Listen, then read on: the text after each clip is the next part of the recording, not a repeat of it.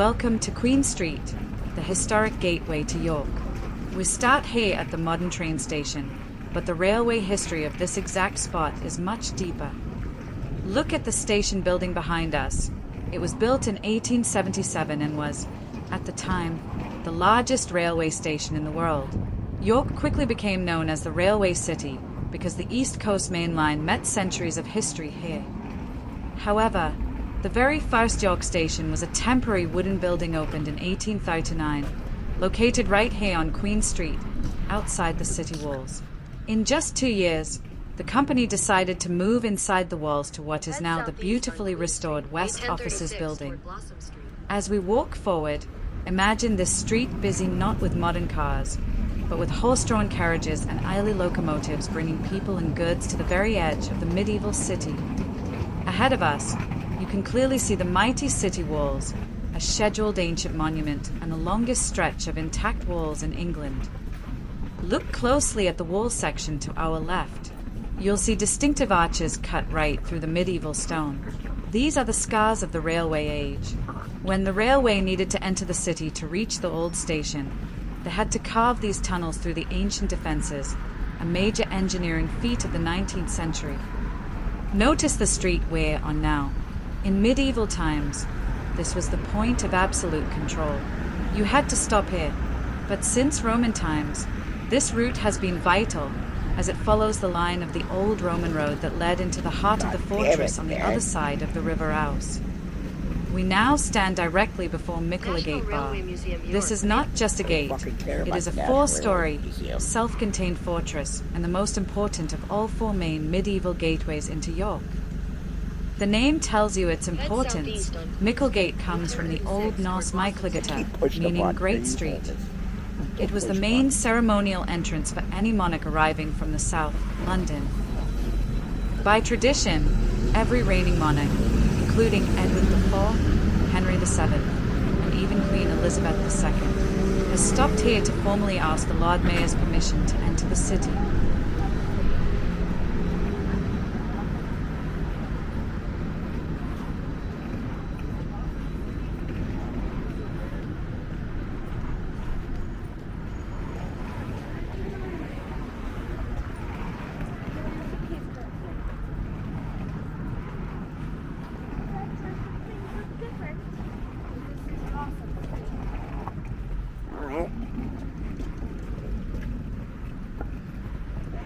I don't know, it doesn't say either.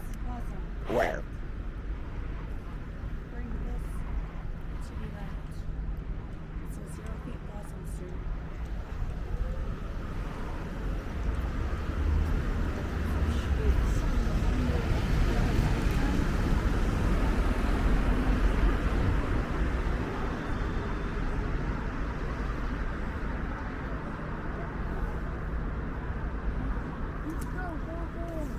Spring. Yes, it is. Look right here. And now it's red.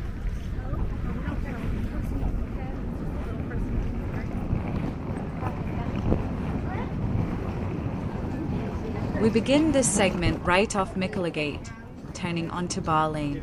The name itself is simple and direct, indicating its proximity to the great Micklegate Bar we just left. While Micklegate was the main, wide processional road, this smaller lane is a classic example of a back lane in a medieval city. It runs parallel to the main thoroughfare. In medieval York, land was divided into narrow strips called burgage plots. Each plot had a narrow frontage on the busy main street, Micklegate, and ran all the way back to a service lane, which is essentially where we are standing. Imagine this lane centuries ago.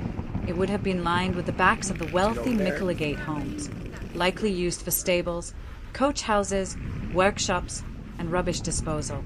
It was the utilitarian spine of the neighborhood, not the showpiece.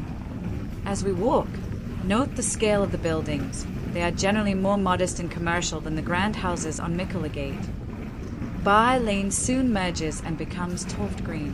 The name Toft Green is significant and tells a different part of the story. A toft is an Old Norse term for a piece of ground where a dwelling once stood, and green implies open ground. This area was originally a wide, open space just inside the city walls. The large area encompassing Toft Green historically included open ground used for militia training, a cattle market, and the site of a Dominican friary, which dissolved after the Reformation. This open space changed forever in the 19th century due to one thing: the railway. The old cattle market and part of the green was sold to the railway company, specifically to build York's very first permanent railway station in the 1840s, the one before the current Grand One. This area quickly transitioned from pastoral open ground to a transportation and industrial hub. Continue walking along Toft Green. We are now walking along what became the boundary between the ancient city and the booming railway industry.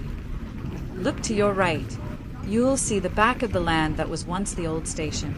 The massive modern office blocks and developments like Hudson Quarter Stand where railway offices and goods yards once dominated. York was defined by the railway in the Victorian era, and this street was a prime example of that transformation. It was a place of warehouses, goods sheds, and the homes of railway workers, a completely different character from the medieval street just a stone's throw away. This duality is what makes Toft Green interesting. It's the place where the city's ancient defenses meet the new forces of commerce and industrial transport. As you approach the latter half of Toft Green, you'll notice more modern architecture, including apartments and office conversions. On the right, this area gained a different kind of fame in the late 20th and early 21st century. The site on Toft Green, where some modern developments now stand, was home to Fibbers, a legendary York music venue and nightclub.